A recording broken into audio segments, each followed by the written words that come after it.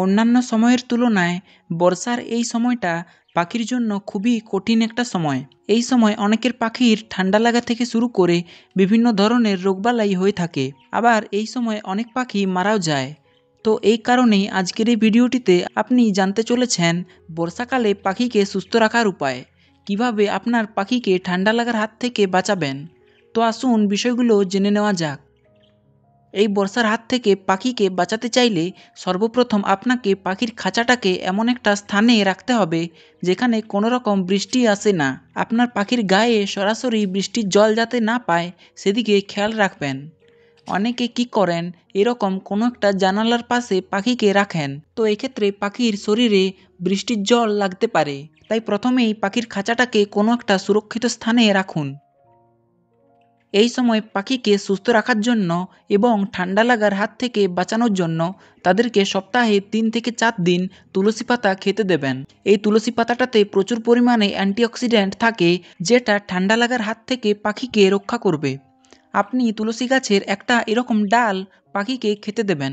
আপনার পাখির পরিমাণ মতো পাখিকে এই তুলসী পাতাটা খাওয়াবেন। তো সারা বর্ষাকাল জুড়ে এই তুলসী পাতাটা পাখিকে দিতে হবে। তাহলে পাখির ঠান্ডা লাগার চান্স অনেকটাই কমে যাবে। এই সময় পাখিকে ভুলেও স্নান করাতে যাবেন না, কারণ বৃষ্টিতে এমনিতেই আবহাওয়া স্যাঁতস্যাঁতে থাকে। আবার তার উপর আপনি যদি পাখিকে স্নান করিয়ে দেন তাহলে পাখির ঠান্ডা লাগার চরম একটা সম্ভাবনা তৈরি হবে। এই বৃষ্টির দিনে স্নান করালে আপনার পাখি মারাও যেতে পারে। তাই সাবধান, ভুলেও পাখিকে এই সময় স্নান করানো যাবে না।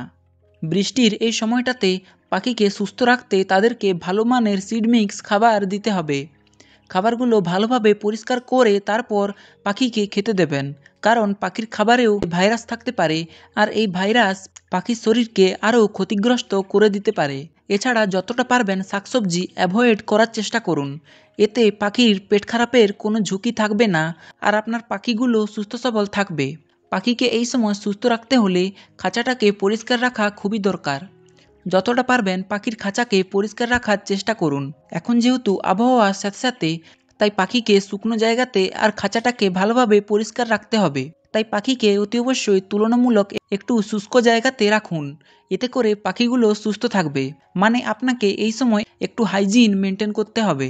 এবার আপনার পাখির যদি ইতিমধ্যেই ঠান্ডা লেগে গিয়ে থাকে আর জ্বর এসেছে, তাহলে আপনি আপনার এলাকাতে কোনো পেটস হসপিটাল কিংবা প্রাণী চিকিৎসকের কাছে পাখিটিকে নিয়ে যান। তার সাথে পরামর্শ করুন, তিনি আপনাকে সঠিক ডোজের সঠিক ওষুধ বলে দেবেন। আমি এখানে কোনো রকম ওষুধের নাম বলবো না, কারণ আমি কোনো প্রাণী বিশেষজ্ঞ নই।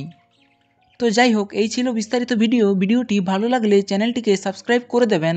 তো চলুন, আপনার শখের পাখিগুলোর সুস্থতা কামনা করে আজকে এখানেই বিদায় নিচ্ছি। দেখা হবে অন্য কোনো একটা ভিডিওতে। বাই।